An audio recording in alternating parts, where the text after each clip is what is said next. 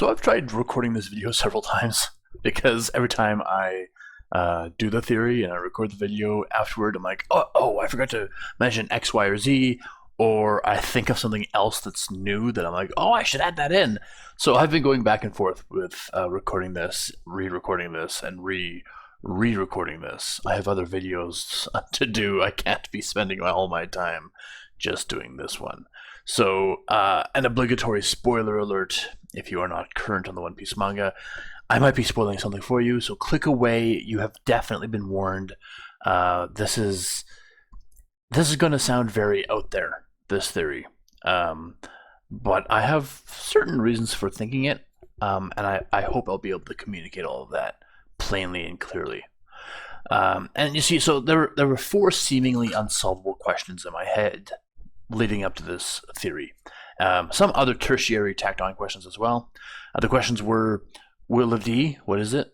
What is Blackbeard? I've tackled that in a different video, so we're not going to mention it today. What are devil fruits? And what is the One Piece? And the One Piece it's hard to really say. At this point, let's just answer that one really quickly. What is the One Piece? Obviously, we don't know. But based on Roger's reaction, it's either a person, it's a gigantic poneglyph of some sort, or it's something that grants wishes. And the reason why I think it grants wishes is because how did he become Pirate King? There was no Pirate King before him, which sort of hints at the idea that he was the first Pirate King. They got to an island, Laugh-Tale, that no one had ever heard of or been to in the last 800 years. So how would that be enough? Like if you can imagine like a privateer or somebody in the Navy stumbling across Laugh-Tale, would they become a quote-unquote Pirate King? No, of course not. There's some other... there's something else going on that gave him that title. And I think that is almost completely tied to the One Piece. It's either completely tied to the One Piece or it's completely disconnected. Because honestly, what gives you the idea that you're the Pirate King? Is it because he was the strongest pirate? I would accept that, but they've never made that clear, because it seems like all these things that happened to Gold Roger was post Laugh-Tale. I'm sorry. I'm using Laugh-Tale, Laugh-Tale, Gold Roger, Goldie Roger. I know the differences. I'm just very confused on what the One Piece is. Also, the use of, this isn't part of the theory at all, but the use of Oda's English use of words is very confusing. Like the initial D, for example, in the Will of D, is English. Like if you find like Monkey D. Luffy in Japanese, it's Japanese, English D, Japanese. You know what I mean? It's very strange. I don't know why it's English D. And I'm almost convinced that it has something to do with who the person was. The Will of D obviously has a few potential meanings. The phrase Will of D implies that it's the name of a person. The Will of Daniel, the Will of David, the Will of Darnell. We don't know, but based on the way that phrase is framed, it heavily implies that it's a person's name. It's not the will of the devil, the will of a dreamer, the will of a blah, blah, blah, blah. It's the will of somebody who we either haven't heard of yet, or we have and we just haven't drawn the connector, right? There's very few characters from the Void Century that we know of, so it's really hard to make that assumption. A tertiary question would be like, what is the history of the world? And I'll get into that a little bit too. I think all of these are going to be ultimately and intrinsically connected. That is, what is the One Piece, what are devil fruits, and what is the Will of D? And my theory is so expansive that it includes all of that, except Blackbeard. Let's move on. Where do devil fruits come from? Where do they grow? Do they grow anywhere or in a set location? Do they exist at all? Why do they give powers?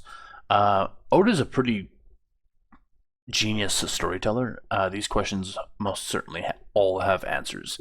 Uh, but the thing about the devil fruits, like, where do they grow? There is an anime filler episode where Ace, it reveals how Ace got his devil fruit, and it was growing on an island in the middle of nowhere, seemingly disconnected from anything else. So that would suggest that they grow anywhere, but again, it was filler, so it's really hard to just say, yep, that's the answer. So let's talk about my first point. What is the will of D? We'll circle back around to this once we've moved on, but let's tackle it at least a little bit at first. There seems to be very few people who actually know what it is within the story. Goldie Roger knew what it was only after visiting Laugh Tale, mind you. Whitebeard didn't know and had to find it out through Goldie Roger. The reason why I'm mentioning these two is because they are, in the world of One Piece, especially at the time, extremely powerful people. And yet, it took Gold Roger getting to Laugh Tale to discover what the Will of D meant. And that, of course, for me, intrinsically connects the Will of D to One Piece. Is it possible that the One Piece is some kind of super weapon? Is it some kind of tool? Is it some kind of... It could just be a person. The One Piece could be a person that's immortal and stuck to the island. It's... This video is not about the One Piece, but the One Piece could be so many different things that would explain everything. So remember, Roger learned all of these secrets after Laugh Tale. That's the key point.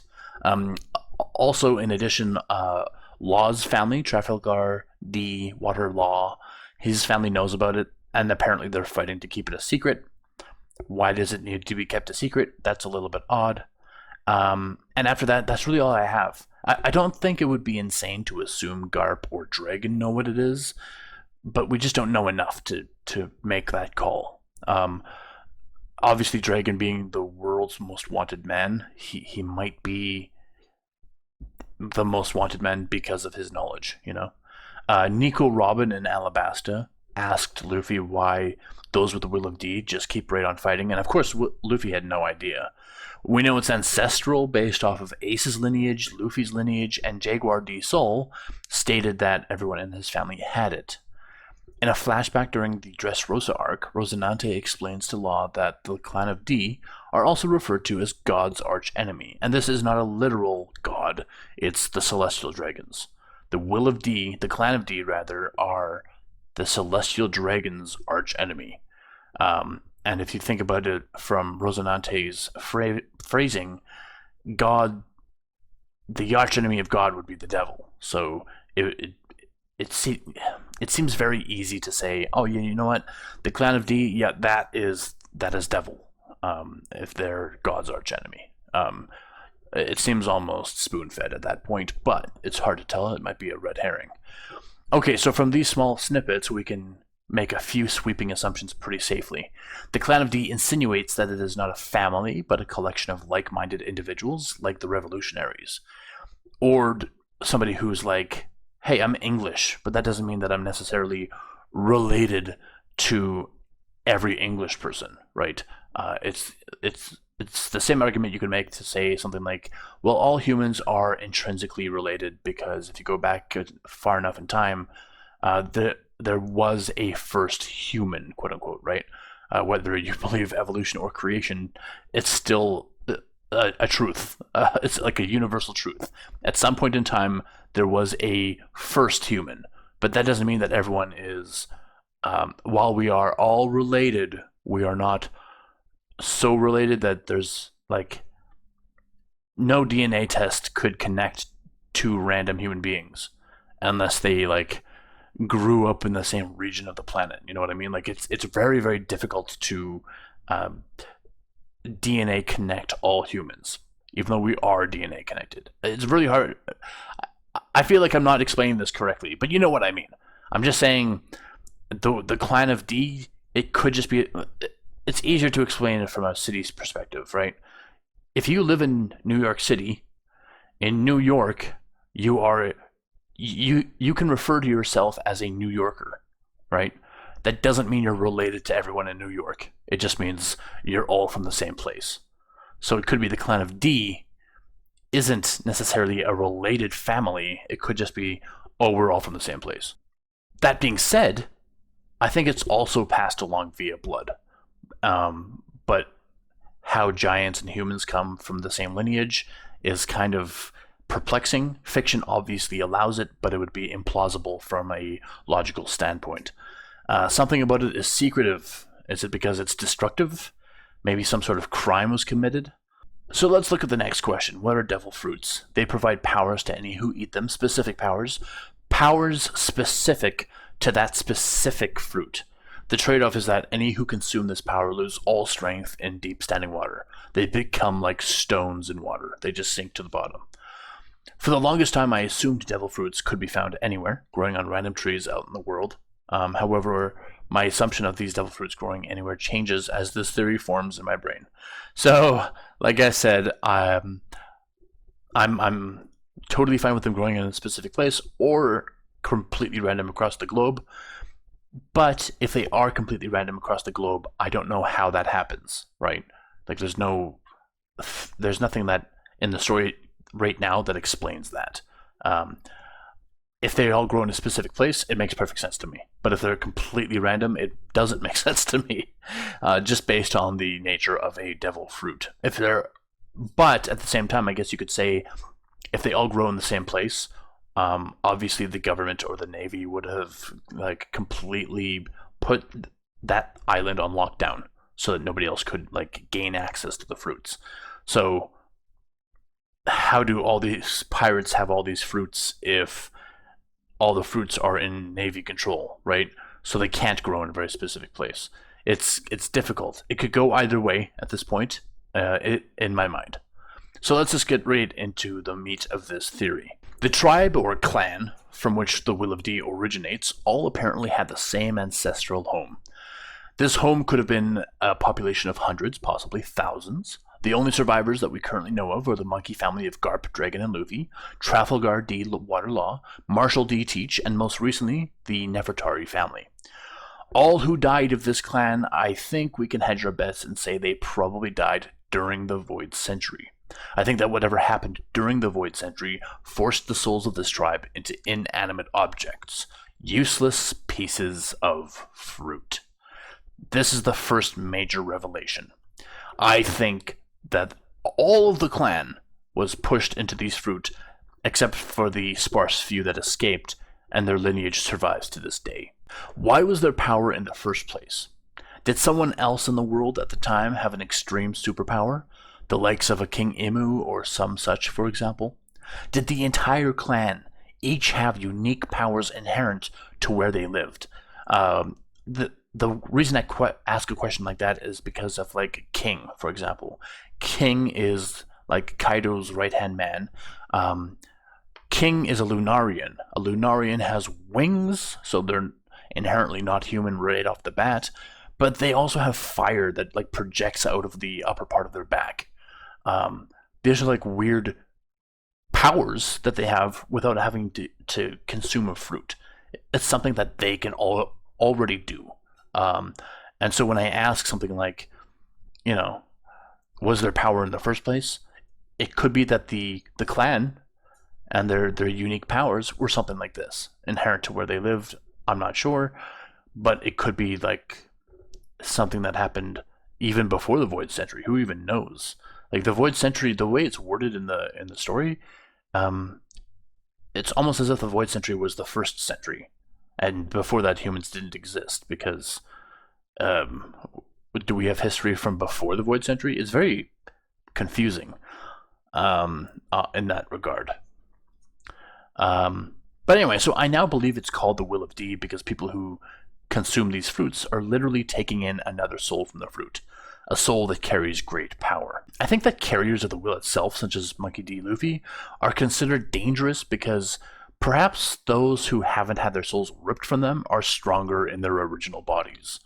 However, because so few people know about the Will of D, maybe this is why the Navy hasn't been actively hunting the survivors down. Heck, I mean, Garp, his status in the Navy, it's entirely possible that the truth of the Will of D is hidden from all but the most powerful people in the world. I mean, obviously King Imu knows. I would think that obviously the 5 planetary gurus know, but who else just unilaterally knows? It's hard to know. So the will of D in the context of a fruit user applies perhaps just to the soul within. The will of D cannot be extinguished because if the user of a fruit dies, it just regrows anew. Because the fruit is a spirit and the user is the body. So the body dies and the spirit can just move on. But if all of the clan of D have been cursed to this fruit life, then their soul can't just pass on if the person dies. If the person dies, the soul just transfers into a different fruit, and that fruit becomes a devil fruit. Here's the next big one. Zunisha is a mythical Zoan. They are a carrier of the will of D. This is why they are excited at the prospect of Joy Boy, presumably another carrier of the will of D, whose soul awakened with Luffy's devil fruit. Interesting, right? There is just one original carrier of the D left. They committed a crime that had all but one of them sentenced to lose their immortal bodies. That's right. Zunisha is immortal, like all their brethren whose souls are stuck in devil fruits. Except Zunisha never had their soul ripped away.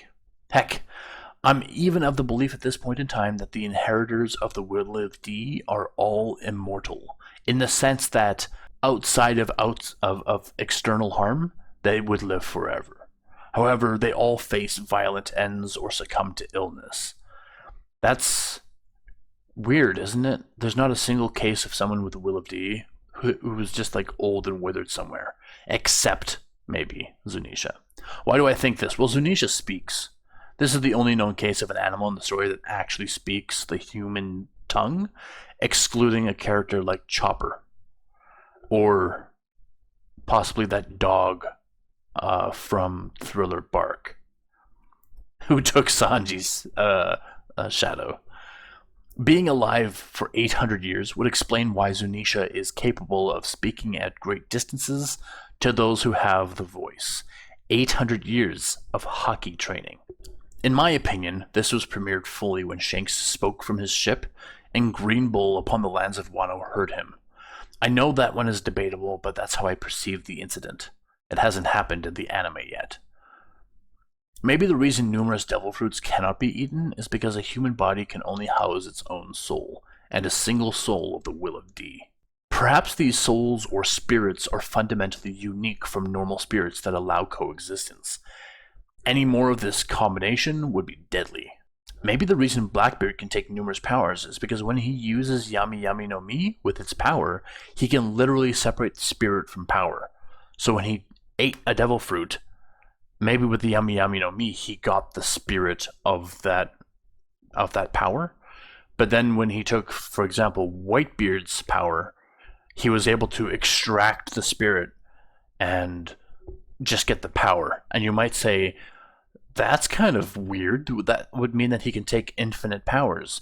It also means that he might be liberating the souls of his ancestors, which would actually make Blackbeard a good guy, if you really think about it. Like, that's a weird thing to think about. Like, he is a D. And if he knows even a hint of history about his clan, he might know that he's liberating souls. So on one hand, he's getting insane power. On the other hand, he's also liberating souls. He's like the Neville Longbottom, in the sense of, if Neville Longbottom in Harry Potter had a slightly different storyline, he would have been the protagonist, right? I think Blackbeard is so close to being the protagonist that, you know, it's like, it's almost laughable. Honestly, it's so silly to think of it this way, because Blackbeard so far has been very antagonistic. But if this comes out as the truth, he's gonna be revealed as the actual hero. He's saving the souls. It's entirely possible that, let's say, if one of his crewmates in the future dies and has a devil fruit, I would say, based on this theory, that devil fruit won't regrow, because it's now lost the spirit that was connected to it. The spirit was able to move on. But anyway, so if it's really hard to know what Blackbeard can do with his infinite pocket realm, right? So it's something that bears thinking about, I think. But really, I think the grand reveal of this theory is that maybe the will of D and devil fruits go hand in hand. As to the meaning of D, like I said before, I think it's dreamer or devil, or somebody's name. Devil because if these people really did commit some sort of cardinal sin during the Void Century, then the world would certainly view them as the devil. This is a legitimate question because Kozuki Toki, Odin's wife, had a fruit that allowed her to travel through time, and I feel like nobody really addresses this fully. She fled the Void Century. Fire and brimstone was behind her as she fled. What the hell was happening? The Void Century was so horrible to live in that she had to flee it. Like this for me that spawned like 1,000 questions. Like what the hell? And it feels like nobody's like truly addressing it right now. The other theory is, of course, Dreamer. The will of D is Dreamer because they all seem to imprint great change upon the world, for better or for worse, as if they're dreamers of what's to come or what could be. It seems like a simple explanation, something that was sticking out to us the whole time. However, at the same time, I think at least that my theory ties it into a bow quite nicely. Users of the Will of D seem to all die with a smile on their face. Is it because they all get to have their last laugh before they die? Is it because they're entering their eternal slumber and get to just keep on dreaming? The surviving members of the Will of D aren't subjected to an eternity inside fruits, powering other people after all. Maybe when Luffy was fighting Kaido on that rooftop and was dealt a lethal blow, Joy Boy's soul from the devil fruit was able to awaken within him. I wish I could round out this episode with something that just keeps you happy, but really that's all there is to it. I do have, honestly, Joy Boy is, there's like, how do I even word this? Joy Boy isn't a name, right? Joy Boy is a nickname. It is. Like, who, oh, my baby boy, I'm going to name you Joy Boy. I guess it's possible. It would just be silly. It's possible that Joy Boy is the originator of the Will of D. He could be the head of the clan, so to speak. I guess the last thing I want to just touch on a little bit, and I may have covered this in my Shanks theory, what is the history of the world? Mostly referring to the Void Century. What happened in the Void Century to cause the events 800 years later to be what they are now, right? One of them is, of course, that I think the world used to be a Pangea.